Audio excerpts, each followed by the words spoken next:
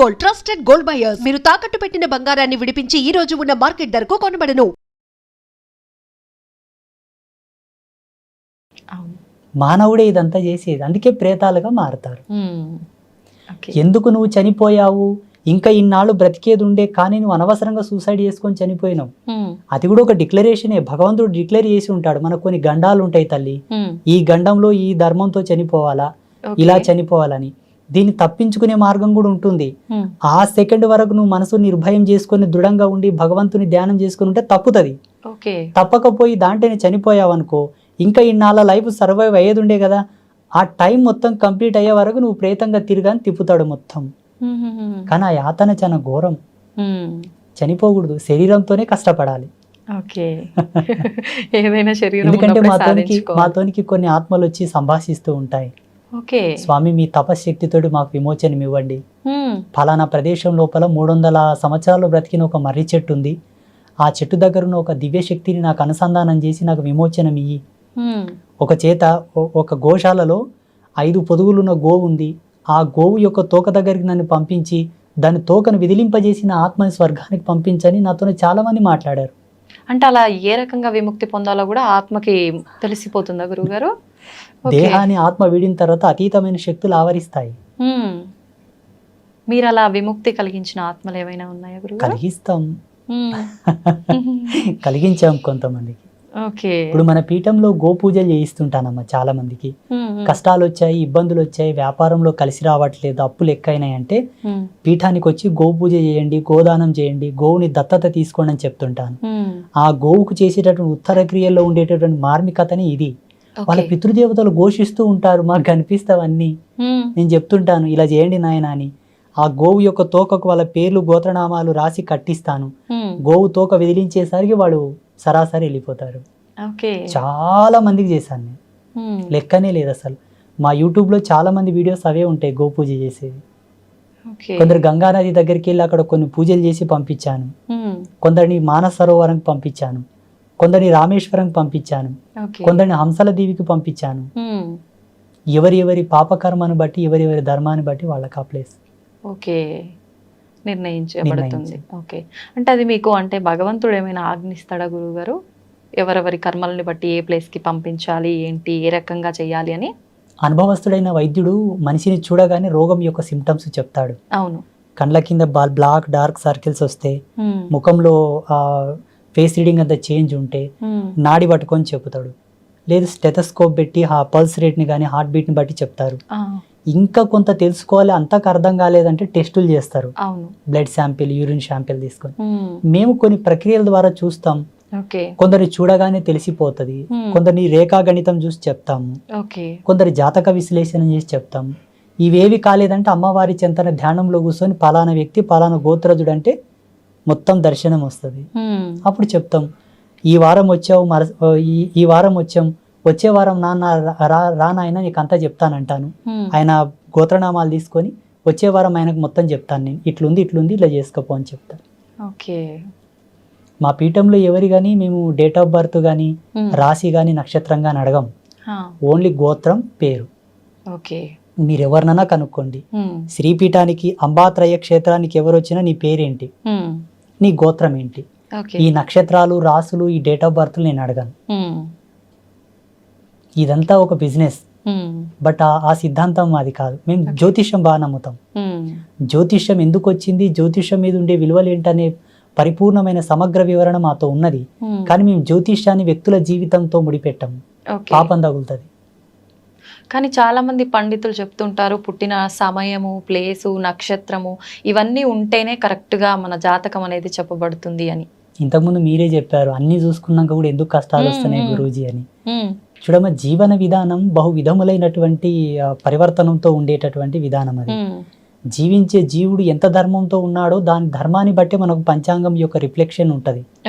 కాకపోతే జీవించే జీవన విధానం వేరు ఉంటుంది. మళ్ళీ పంచాంగం దగ్గరికి ఎట్టి వచ్చి మొరపెట్టుకోవడం అది ధర్మం కాదు. ఎందుకంటే ఇప్పుడు ఒక స్మార్ట్ ఫోన్ ఉంది, అది 5G నెట్వర్క్ సపోర్ట్ చేస్తేనే మనం 5G సిమ్ వేసుకోవాలి దాంట్లో. అది సపోర్ట్ చేయనప్పుడు మనము ఆ సిమ్ వేసుకున్న లాభం లేదు, ఆ బ్యాలెన్స్ వేసుకున్న లాభం లేదు. అంతే కదా. అంతే గురుగారు. ఇప్పుడు పంచాంగం అనే ఘనచక్రం మనకు సపోర్ట్ చేయాలన్నా మనకు అంత ధర్మ పరాయణులమై జీవించాలి. అప్పుడే కదా దాని యొక్క మెలకులు మన మీద ప్రభావం చూపిస్తాయి. నీ వరకు నీవు బ్రతికి తర్వాత మళ్ళీ నాకు పంచాంగం చెప్పు, నాకు ముహూర్తం చెప్పు, నాకు బలం చెప్పు అంటే అది ధర్మం కాదు. కొందరు భక్తులు దేవతలకి పండగలు అలా పూజలు చేసినప్పుడు బలులు ఇస్తుంటారు. నిజంగా అలా బలులు ఇవ్వటం కరెక్టే అంటారా? ఈ బలులు ఇచ్చే ఆచారం ఉందంటారా నిజంగా? సత్య సనాతన ధర్మం యొక్క సాక్షిగా, వేదాంత ధర్మం యొక్క సాక్షిగా లేదు. బలి అనేది సనాతన ధర్మంలో లేదు. ఓకే. ఇది కొంత మధ్యకాలం లోపల అప్పట్లో అకాలమైనటువంటి కరువు వచ్చింది. మనుషులకు తినడానికి తిండి లేదు. ఇప్పుడంటే డ్రిల్ చేసి బోర్లు వేసి నీళ్లు పైకి తీస్తున్నారు. సకాలంలో మనకు నీళ్లు ఉన్నాయి, 2 కాలాలు 2 సార్లు పంటలు వేసుకొని ధాన్యం పండిస్తున్నారు. అప్పుడు బావులు ఎండుకపోయినాయి, చెరువులు ఎండుకపోయినాయి, నదులు ఎండుకపోయినాయి, వర్షాలు పడలేదు. 72 సంవత్సరాలకు ఒకసారి అట్లా కరువు వస్తుందమ్మా, అది కాలం యొక్క ధర్మం. సో అలా వచ్చినప్పుడు ఏమైపోయిందంటే తినడానికి తిండి లేదు, చనిపోతున్నారు. ఎక్కడ వాళ్ళు అక్కడ ఆకలి కేకలతో చనిపోతున్నారు. ఎవరో ఒక పుణ్యస్త్రీయో ఒక పుణ్యపురుషుడు శరీరంలోకి భగవంతుడు ఆవహించి ఒక ఆజ్ఞ ఇచ్చాడు. గెట్టలు ఉన్న జీవులని చంపుకొని తినవచ్చు, నీకు నీవుగా సెల్ఫ్గా చంపొద్దు, నీకు పాతుకం తగులుతుంది కానా, దాన్ని తెచ్చి నా ముందల జటకా ఇచ్చి దాని గొంతు నా ముందల కోసి పక్కకు తీసుకెళ్లి తిను. కొంతకాలమే, కొన్నాళ్ళకు వర్షాలు పడతాయి, మళ్ళీ పుష్కలంగా నీళ్లు నిండుతాయి, యథాతథంగా వ్యవసాయం చేసుకొని కాసిన పండ్లను, కాయలను, దుంపలను, ధాన్యపు రాసులను పండించుకొని తిను, వీటిని పక్కకు పెట్టని చెప్పారు. అలా జరిగింది, అక్కడి నుంచి మొదలైంది ఇది. అలా కొనసాగినటువంటి ఈ ఆచారము, దేవుళ్ళ ముందల జటకా చూపించి కోసుకొని తినే ఆచారము పోను పోను మానవుడికి రుచిగా మారి కంటిన్యూ చేశారు దాన్ని. ఒక 3 జనరేషన్స్ వెళ్ళిన తర్వాత ఏం మొదలు పెట్టారంటే, మా తాతలు ఇలాగే చేశారండి, మా తాతలు ఇట్లే కోసుకొని తిన్నారు, అమ్మవారికి ఇట్లే కోయమన్నారు, ఇంకోస్తున్నారు, ఇది మా వంశ పారంపర్యంగా వస్తున్న ఆచారం.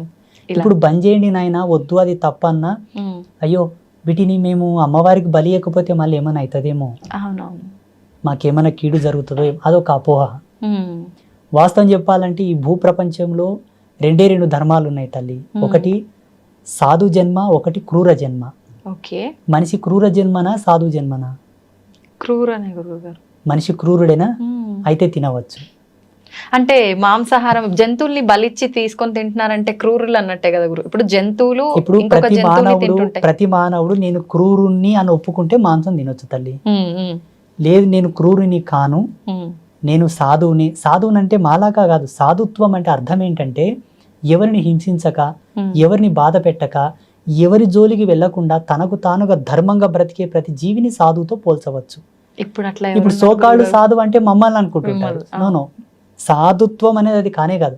క్రూరత్వం, సాధుత్వం రెండే. క్రూరత్వం ఏంటంటే ఇప్పుడు సింహం ఉంది తల్లి, తన ఆకలే ప్రధానం. అది జింక పిల్లనా, జింకనా, కుంటిదా, గుడ్డిదా, దానికి సంబంధం లేదు. అది నిద్రపోతుందా, పడుకున్నదా, ఏం చేస్తుందా సంబంధం లేదు. వెళ్ళడం, చంపుకోవడం, తినడం, పడుకోవడం, ఇది క్రూర జన్మలకు ఉండేటటువంటి విలువలు. ఇప్పుడు ప్రస్తుత సమాజంలో తన కడుపు కోసం, తన ఫ్యామిలీని మంచిగా సుఖ సంతోషాలతో చూసుకోవడం కొరకు అందరినీ చంపుతాం, పొడుస్తాం, అన్ని ఆకృత్యాలు చేసి మళ్ళీ నా ఇంటికి వస్తామంటే క్రూర జన్మలే. అంతే కదా. ఇప్పుడు మనిషి జన్మకు ఒక ధర్మం ఉంది తల్లి. ఎన్నాళ్ళు బ్రతికినా చలిచీమకైనను అపాయం తలపెట్టకుండా బ్రతుకు, అప్పుడు ఉత్తముడవై బాసిల్లేదవుగా కానీ మనకు శాస్త్రాలు చెబుతా ఉన్నాయి.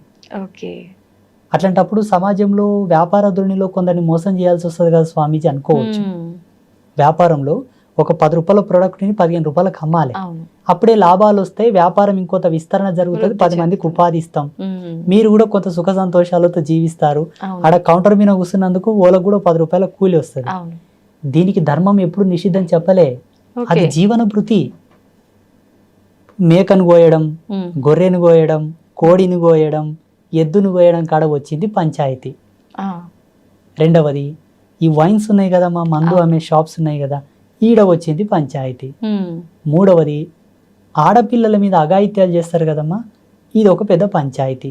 అందుకే ధర్మం ఏం చెప్పిందంటే త్రిమాకారం వర్జయేద్ సాధు జన్మ పరిపూర్ణత. 3 మద్యము, మాంసము, మగువ, ఈ త్రిమకారాలను గనక వదిలివేస్తే జీవుడు తరించుట తథ్యము. అనగా కంప్లీట్గా నాన్ వెజ్ బంద్ చేయాలి, కంప్లీట్గా ఆల్కహాల్ బంద్ చేయాలి. తనకు వయసు వచ్చి పెళ్లి చేసుకున్న తర్వాత తన భార్యతో తప్పిస్తే అన్య స్త్రీలను మాతృభావంతో చూడు, అప్పుడు నీ జన్మ తరిస్తావు. అలా పాటించిన ఆ ధర్మం చేత నువ్వు పిల్లల్ని కంటే వాళ్ళు పుణ్యాత్ములై పుడతారు, వాళ్ళకు రోగాలు రావు, వాళ్ళకి ఏ గండాలు గణింత్రాలు రావు, వాళ్ళు పుణ్యాత్ములై పుడతారు. ఇప్పుడు ఎంతమంది చేస్తున్నారు, ఎంతమంది పుడుతున్నారో మీరు ఆలోచించాలి. ఇంకా ఇది ఇప్పుడు కాదు, శాస్త్ర వాంగ్మూలం ఏర్పడ్డప్పటి నుంచే ఉంది మనకు, కొన్ని లక్షల సంవత్సరాల క్రితమే. అప్పుడున్న శాస్త్రం ఎవరు పాటిస్తున్నారు, ఇప్పుడు ఎందుకు ఇంత కర్మాత్ములై పుడుతున్నారు? మరి సబ్జెక్ట్ ఈజ్ అవాయిడ్ కంప్లీట్లా. అంటే సత్యాన్ని పక్కన పెట్టారు, అవాస్తవం తెచ్చి ముందల పెట్టారు ఇప్పుడు మార్కెట్లో. సోకాళ్ళు సిద్ధాంతులు కూడా ఇప్పుడు మేము పంచమాకారాలు చేస్తాం అమ్మవారికి, పంచమకారాలతోనే మేము పూజ చేస్తామని ఈ మధ్యలో చాలా వీడియోస్ వచ్చినాయి మనకు. సిద్ధాంతులే, బ్రాహ్మిన్సే చాలా మంది. కానీ ఈ వాస్తవంగా ఋషి వాటి పంచమకారాలను ఎందుకోసం తీశాడన్న జ్ఞానం వాళ్ళకి ఇంకా తెలియదు.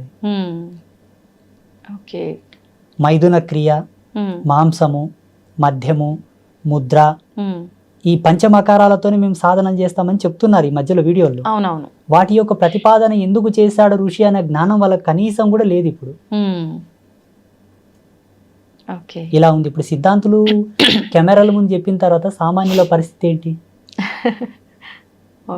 భగవద్గీతలో కృష్ణ పరమాత్మ చెప్పాడు, ఉత్తముడు దేనిని ఆచరిస్తాడో ఇతరులు కూడా దాన్ని ఆచరిస్తారని. ఇక్కడ జనాలది ఏం తప్పు లేదు తల్లి, పెద్దలది తప్పు అంతా. నాలాంటి స్వామీజీలది, పండితులది. అంటే వాళ్ళు కూడా చెప్తుంటారు కదా గురువుగారు, మేము ఎంచుకున్న మార్గంలో మాకు నేర్పిన గురువులు ఈ ప్రకారంగానే నేర్పారు అని కొంతమంది చెప్తూ ఉన్నారు కదా. అలా నిజంగా ఏ శాస్త్రంలో అయినా ఉంటుందా అలాంటి విద్య? లేదు. నేను ఒక ఎగ్జాంపుల్ చెప్తానమ్మా. పంచమకారాలో ఒకటి ఏంటంటే మైథున క్రియ.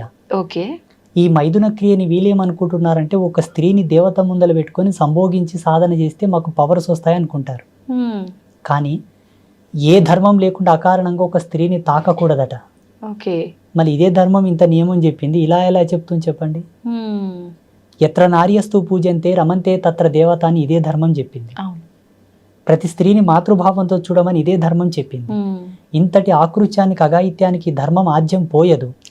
ఇక్కడ మైథున క్రియ అంటే జ్ఞానార్థం, భావార్థం, తత్వార్థం ఏంటంటే జీవుడు కుండలియందు మైథునం చేయాలి, అంతర్ముఖులై, బహిర్ముఖంగా కాదు.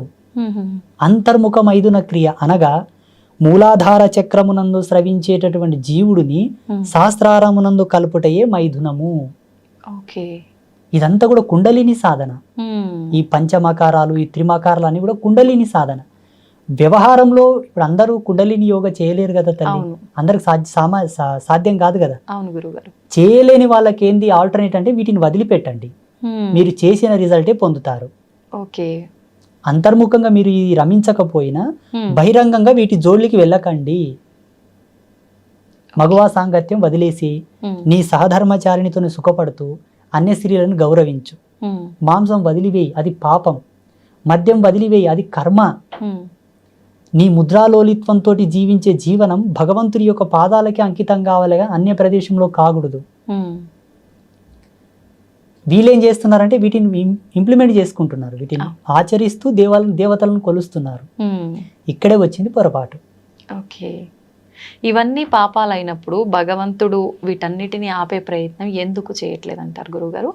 భగవంతుడి ఆజ్ఞ లేనిదే ఏదైనా జరగదు అంటుంటారు. ఇవన్నీ ఆయన ఆజ్ఞ లేనిదే జరుగుతుందంటారా?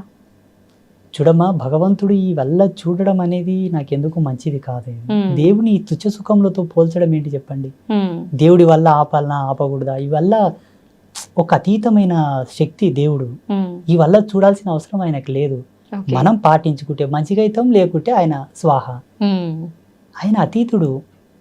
ఎలా చూస్తాడు చెప్పండి? ఆయన నేను బ్రతకమని పంపించిండు. నువ్వు ధర్మంగా బ్రతికితే సుఖ సంతోషాలతో జీవిస్తావు, లేదు పాపంతో బ్రతుకుతా అంటేనేమో నీ కష్టాల్లో నువ్వు పోతావు. ఆయన వల్ల ఆపాలే, మమ్మల్ని బాగా చేయాలనేది ఏమి ఉండదు ఆయనతో. ఈ ప్రకృతిని కంట్రోల్ చేస్తాడు, నీకు అనుకూలంగా నడిపిస్తాడు, నిన్ను పుట్టిస్తాడు, నీకు ప్రాణం పోస్తాడు, నీకు అన్ని సమకూరుస్తాడు. అప్పుడు ఎలా బ్రతుకుతావు, ఎలా జీవిస్తావు అది నీపైన ఆధారపడి ఉంటుంది. మళ్ళీ నీ వెనకాల పట్టుకొని నీవు ఇలా నడువు అలా నడవని నేను ఆపరేట్ చేయడం ఏంటి చెప్పండి? నాకు అర్థం కాదు. ఒక కంపెనీ యాజమాన్యం మనకు ఒక కార్ తయారు చేసి ఇస్తుంది, ఒక BMW, ఆడి, బెంజ్ ఆయన తయారు చేసి ఇస్తాడు, కానీ మన పక్కన కూర్చొని డ్రైవ్ చేస్తూ మనకు అన్నీ చూపెట్టాడు కదమ్మా. మనము దాని భద్రతా భావంతో నడుపుకొని అవును. ట్రాఫిక్స్ రూల్స్ పాటిస్తూ స్పీడ్ లిమిట్ కంట్రోల్లో నడుపుకుంటూ వెళ్తే గమ్యం చేరుకుంటాం. లేదు నేను 100 స్పీడ్ వెళ్ళాక 200 స్పీడ్ వెళ్తా బ్రేక్ ఏనంటే గుద్దుకుంటాం, పడతాం. అంతే. ఓకే. అయితే గురువుగారు, పుట్టుక మరణం రెండు సహజం, అవి భగవంతుడి చేతిలో ఉన్నప్పుడు కొంతమంది స్వామీజీలు చనిపోయిన వారిని బ్రతికిస్తాము, చనిపోయిన వారిని అంటే కాటిపైన ఉన్న వాళ్ళని కూడా లేపి మాట్లాడిచ్చాము, ఇలాంటివి చాలా చాలా చెప్తుంటారు. అది ఎంతవరకు సాధ్యం అంటారు? అవన్నీ నమ్మొచ్చు అంటారా? 100% నమ్మొచ్చు. ఇప్పుడు శాస్త్రవేత్తలు ల్యాబ్లలో చేస్తున్న పరిశోధనలు అవి ఇప్పుడు 2024 సంవత్సరంలో నాసా సైంటిస్టులు ఇప్పుడు దాని మీద పరిశోధన చేస్తున్నారు, చనిపోయిన వాళ్ళని బ్రతికించాలని. వాళ్ళు ప్రయత్నం చేసినా సక్సెస్ కాదు, నేను గ్యారెంటీ ఇస్తాను, అది సక్సెస్ కాదు. ఎందుకంటే భారతీయ వేద విజ్ఞానం మీద వాళ్ళు రీసెర్చ్ చేస్తే తప్పకుండా సక్సెస్ అవుతుంది. మన ధర్మంలో మృత సంజీవని విద్యనే ఉన్నది తల్లి. మృత సంజీవని, పరకాయ ప్రవేశ విద్య, అనిమాది అష్టసిద్ధులన్నీ కూడా దీనికి సంబంధించినవే. వాటి మీద వాళ్ళు రీసెర్చ్ చేయరు, మన సాధువులు చేస్తారు, మన గురువులు చేస్తారు, కాబట్టి వాళ్ళకి పట్టుంది. ఎందుకు సమాజంలో దాన్ని ఇంప్లిమెంట్ చేయరంటే, ఒకవేళ వాళ్ళు గనక దీన్ని సమాజంలో ఇంప్లిమెంట్ చేస్తే దేశ ప్రధానమంత్రి బ్రతికేయమంటారు, స్వార్థం ఎక్కువైపోతుంది కదా, బిల్ గేట్స్ ని బతికేయమంటారు. ఎంతో మంది ప్రపంచంలో గొప్ప గొప్ప వాళ్ళు, ముఖేష్ అంబానీ నన్ను ముందే బతికేయండి అని రిజర్వ్ చేస్తాడు. అందుకే వాటిని పుణ్యాత్మల కొరకు ధారపోస్తారు. లోక కళ్యాణం కొరకు ఒక జీవుడు ఉత్థాన పథంలో బ్రతికి సాగించాలనుకున్న వాళ్ళని వాళ్ళు బతికిస్తారు. ఎలా? కొన్ని మెరేకల్స్ జరుగుతున్నాయి ఇప్పుడు హాస్పిటల్స్లో కూడా. డాక్టర్లు డిక్లేర్ చేస్తారు ఈయన ఎక్కువ కాలం బ్రతకడని, కానీ కొందరు బ్రతుకుతున్నారు. అవును. ఇంకొంతమంది చాలా డేంజరస్ యాక్సిడెంట్స్ అవుతాయి కానీ బ్రతుకుతారు. అది సంకల్ప పాత్రతతోటి కొంతమంది బ్రతికించేటటువంటి ఆశీర్వాదం. నేను చూసాను చాలా మందికి. మొన్న ఒక ఆయన వచ్చాడు నెల కింద కాకినాడ నుంచి, ఏవయ్యా నీకు యాక్సిడెంట్ జరిగిందా అంటే, అవును గురూజీ చాలా డేంజర్, నా కారు మొత్తం తునాతునకలు అయిపోయింది, నాకు మాత్రం ఏం కాలేదన్నాడు. చూడయ్యా, మీ తాత ముత్తాతలు ఎవరో గురుసేవ చేసేవాళ్ళు, ఆ గురు కృప నిన్ను కాపాడింది.